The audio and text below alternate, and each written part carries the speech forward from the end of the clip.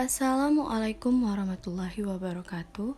Kami dari kelompok 4 yang beranggotakan Rifda Az-Zahra, Alfred W. Wendy Tarigan, dan Faiza Lupi. Di sini kami akan menjelaskan tentang konsep dan pengertian investasi, jenis-jenis investasi, dan faktor yang mempengaruhi investasi.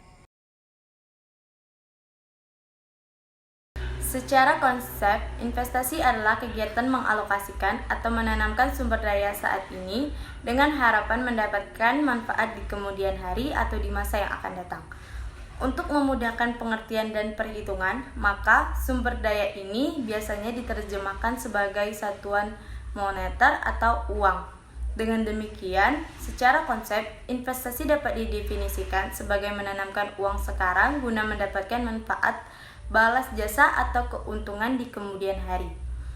Pengertian dari investasi: menanamkan uang sekarang berarti uang tersebut seharusnya dapat dikonsumsi, namun karena kegiatan investasi, uang tersebut dialihkan untuk ditanamkan bagi keuntungan yang akan datang. Dengan demikian, maka pengertian dari investasi dapat dirumuskan sebagai mengorbankan peluang konsumsi saat ini untuk mendapatkan manfaat di masa yang akan datang. Investasi juga dapat diartikan sebagai penempatan dana atau penukaran uang dengan bentuk-bentuk kekayaan lain selama periode tertentu, yang diharapkan dapat memperoleh penghasilan atau meningkatkan nilai investasi. Dengan demikian, maka investasi juga dapat dilihat dari 3 aspek, yaitu yang pertama, aspek uang sebagai pengukur kekayaan yang ditanamkan dan diharapkan.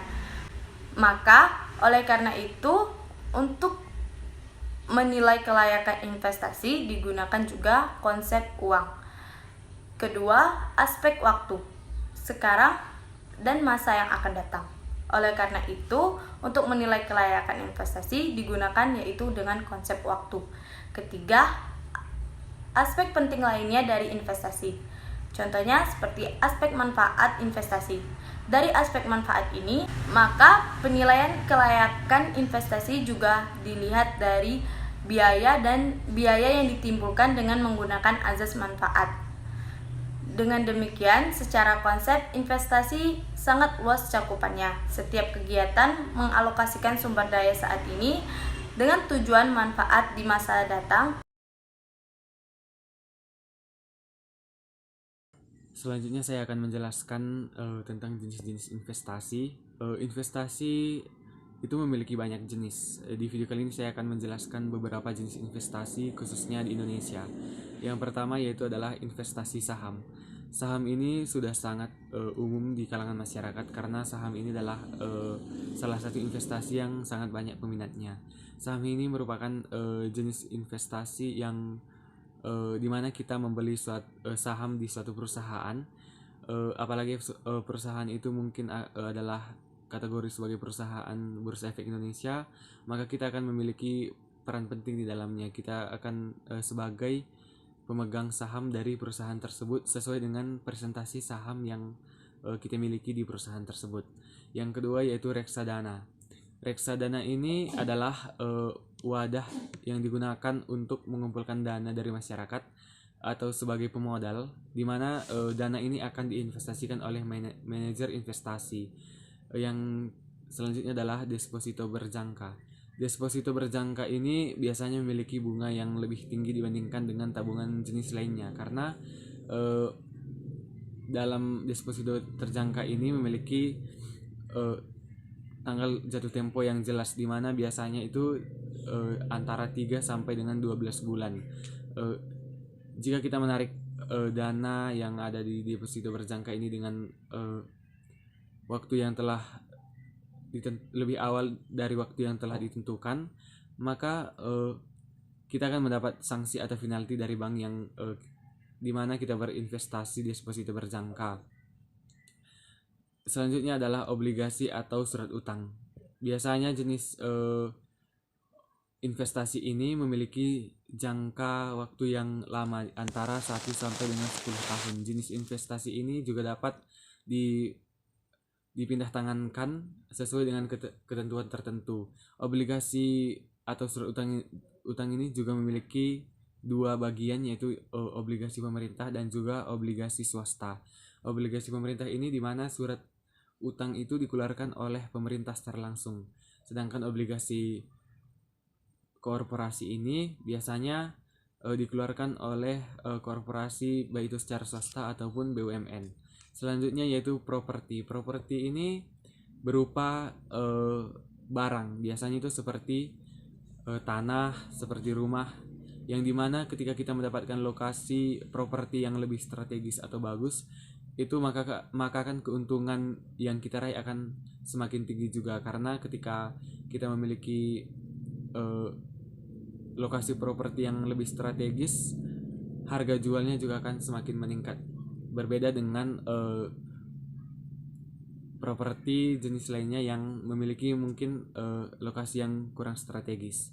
Selanjutnya adalah emas dan logam. Emas dan logam ini sudah sangat populer di kalangan Asia mulai dari zaman dulu hingga sekarang, di mana orang membeli emas dengan jangka waktu yang panjang. Mereka akan menjual emas tersebut karena emas tersebut akan meningkat setiap tahunnya, seperti itu. Jadi ketika mereka membeli emas, mereka akan mendapat keuntungan yang lebih ketika mereka menjual emas tersebut dengan jangka waktu yang lebih panjang, karena harga emas akan selalu naik. Selanjutnya adalah asuransi. Asuransi tak hanya bagi kepentingan pribadi saja, tetapi asuransi juga dapat berkepentingan bagi masyarakat atau aset yang kita miliki. Biasanya asuransi jenis ini seperti kendaraan, rumah, dan lain sebagainya. Asuransi berbasis investasi ini memiliki dua perpaduan antara asuransi dan juga reksadana, di mana premi yang kita bayarkan akan dikonversikan dalam bentuk unit, seperti itu. Faktor-faktor yang mempengaruhi investasi ada 7. Yang pertama, suku bunga. Tingkat bunga menentukan jenis-jenis investasi yang akan memberikan keuntungan kepada para pemilik modal atau investor. Yang kedua, tingkat keuntungan investasi yang diramalkan. Keuntungan di masa depan akan memberikan gambaran kepada investor mengenai jenis usaha yang prospektif dan dapat dilaksanakan di masa depan, dan besarnya investasi yang harus dilakukan untuk memenuhi tambahan barang-barang modal yang diperlukan. Yang ketiga, tingkat pendapatan nasional dan perubahan bahan. Dengan bertambahnya pendapatan nasional, maka tingkat pendapatan masyarakat akan meningkat, daya beli masyarakat juga meningkat, total aggregate demand meningkat, yang pada akhirnya akan mendorong tumbuhnya investasi lain. Yang keempat, keuntungan yang diperoleh oleh perusahaan semakin besar. Keuntungan yang diperoleh perusahaan maka akan mendorong para investor untuk menyediakan sebagian dari keuntungan yang diperoleh untuk investasi baru. Yang kelima, situasi politik.